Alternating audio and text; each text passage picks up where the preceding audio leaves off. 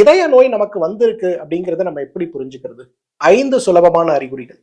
முதலாவது அறிகுறி, எப்பொழுதுமே மார்பு பகுதி, குறிப்பாக லெப்ட் சைட்ல நமக்கு ஒரு ஹெவினஸ் இருக்கிறது. இதுதான் முதல் அறிகுறி. இரண்டாவது அறிகுறி, உணவு உண்ட உடனேயே மார்பு கூடுல ஒரு 100 கிலோ எடை தூக்கி வைத்தால் போல ஒரு பாரம் வருதா? அல்லது நல்லா பசிக்குது, 2 இட்லி தான் சாப்பிட்றேன், ஆனா 5 இட்லி சாப்பிட்ட அளவுக்கு வயிறு உப்புசம் வருதா? உடனே இதய நோய் இருக்கான்னு பரிசோதனை செய்யணும். மூன்றாவது, லேசாக தினசரி வாழ்க்கையில நாம் செய்யக்கூடிய பழக்கம்.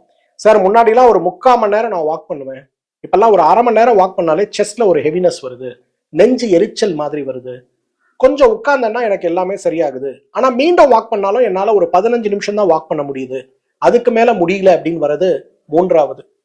ரொம்ப முக்கியமானது. நோய் என்ன? சாப்பிட்ட உடனே நடக்க முடியல, இல்ல நடக்கும்போது 15 நிமிஷத்துக்கு மேல நடந்தாலே எனக்கு நெஞ்சு வலி வருது, ஆசிட் ரிஃப்ளெக்ஸ் மாதிரி நெஞ்சு எரிச்சல் வருதா? இது இதயம் பலவீனமாக இருக்கிறது, ஹார்ட் அட்டாக் வரப்போது நமக்கு சொல்லக்கூடிய அறிகுறி.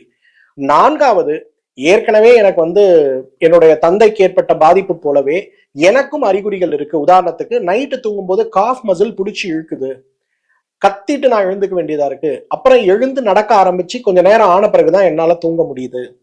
அசாதாரணமான உடல் சோர்வோடு நான் போராடி கொண்டிருக்கிறேன். இந்த 2 அறிகுறி, காஃப் மசில்ல வரக்கூடிய ஸ்டிஃப்னஸ் இரவு தூக்கத்துல, அசாதாரணமான ஒரு அசதி அப்படிங்கிறது இதய நோய்க்கு மிகப்பெரிய காரணமாக இருக்கிறத பாக்குறோம், அறிகுறிகளாக இருக்கிறத பாக்குறோம்.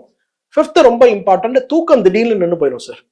நேத்து வரையில நல்லா தூங்கினேன், இன்னைக்கு ராத்திரி எனக்கு தூக்கமே வரல, 2 நாள் 3 நாள் தூக்கமே இல்ல ஒரு அரை மணி நேரம் தூங்குறேன், முழிச்சிடுறேன், தூங்கவே முடியல, ரெஸ்ட்லெஸ்ஸா ஃபீல் பண்றேன், ஸ்வெட் ஆகிட்டே இருக்கு. இது எல்லாமே 5வது அறிகுறி நமக்கு இதய நோய் இருக்குன்னு.